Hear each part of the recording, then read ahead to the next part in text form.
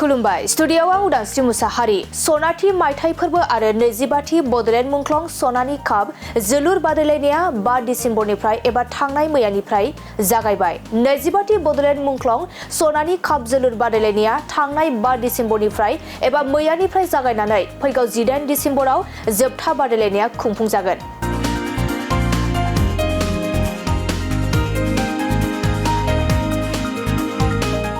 नंगौ बडलेण्ड मुंख्लं सनानि काप जोलुर बादायलायनायखौ गुबुन गुबुन बोसोराव खुंबोनाय बायदिनो देग्लायबो एक्स बिएलटि वेलफेयार ससाइटि आरो कक्राझार जिल्ला गेलेमु आफादनि बानजायनायाव कक्राझार केडिएसए गेलेग्रा फोथाराव थांनाय मैयानिफ्राय 25थि बडलेण्ड मुंख्लं सनानि मायथाइ फोरबो आरो 25थि बडलेण्ड मुंख्लं सनानि काप जोलुर बादायलायनाया जागायबाय।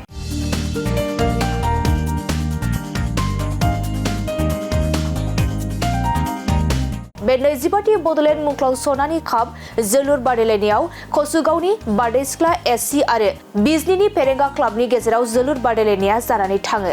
मख'नो गोनांदि बे सनानि मायथाइ फोरबो आरो 25थि बडलेण्ड मुंख्लं सनानि काप जोलुर बादायलायनायाव जाय हानजाया देरहासार जानो हागोन बे हानजाया ट्रफिजों लोगोसे 1 लाख रां आरो जेननाय हानजाया मोननो हागोन ट्रफिजों लोगोसे 50,000 रां बान्था। सनानि मायथाइ फोरबो आरो 25थि बडलेण्ड मुंख्लं सनानि काप जोलुर बादायलायनायाव गाहाय आलासि महरै बाहागो लाना बेखेवना होलाङो बिटिसिनि मावफुं सोद्रोमा देरहासार बसुमतारी बिथाङा।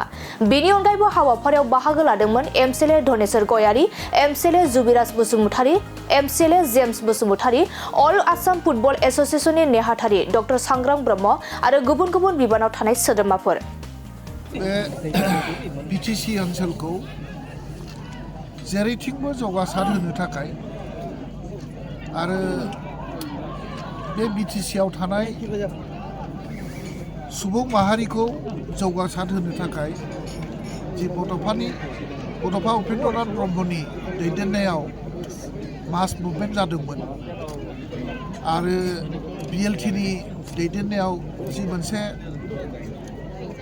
संग्राम हाथियारनि मोनसे दावहा जादोंमोन बे दावहायाव जाय जोहोलावजोफ्रा गावनि बेसेन गोसा जिउखौ बावनो गोनां जाबाय बे जोहोलावजोफोरनि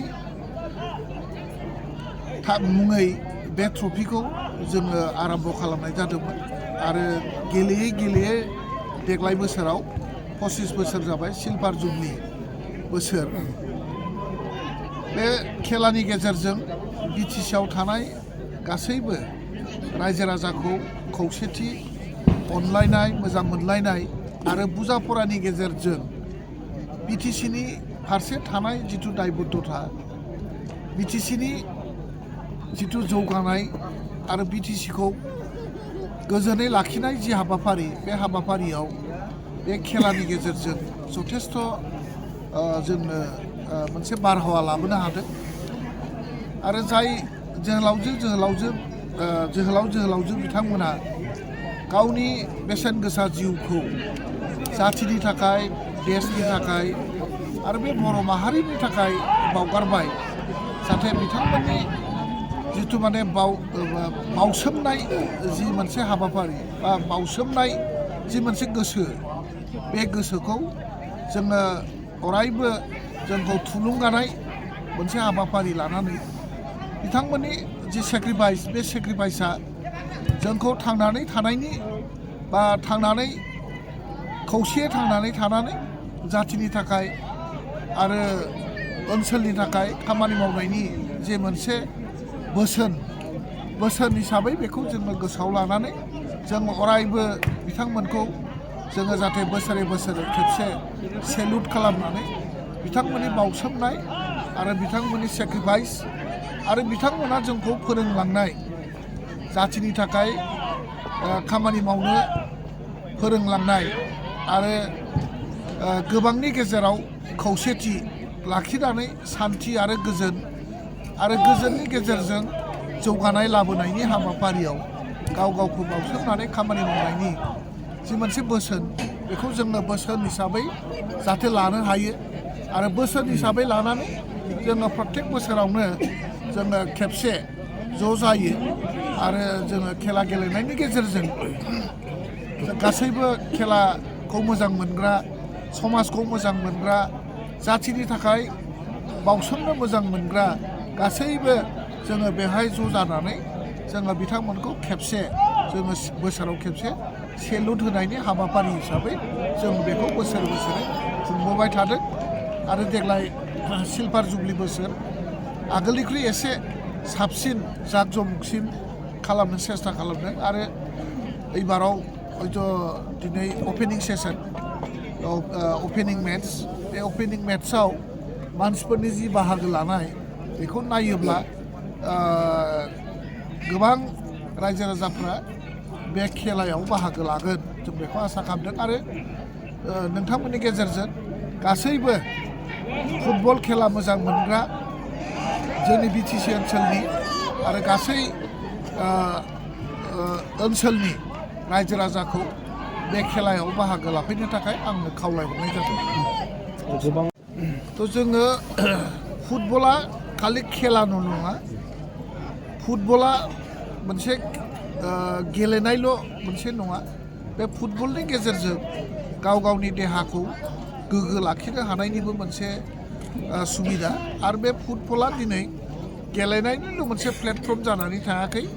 दिनै गाव गावनि जिबन माने लाइफ केरियार बा फुटबल गेलेनायनि गेजेरजों दिनै गावनि जिउ खांनायनि हाबाफारि साखरि बाखरि मोननायनि माबायाबो माने मा बुङो लामायाबो खुब माने गोजों।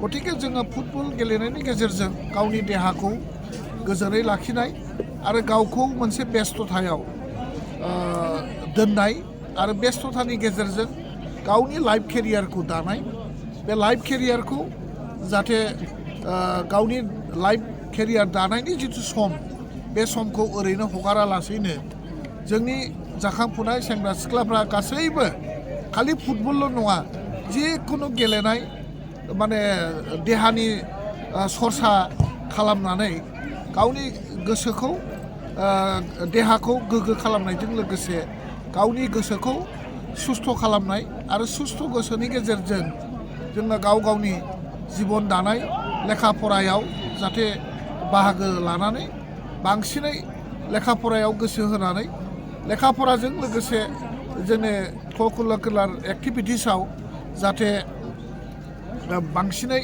गोसो होनानै जाहाथे गाव गावनि जिबनखौ दायो।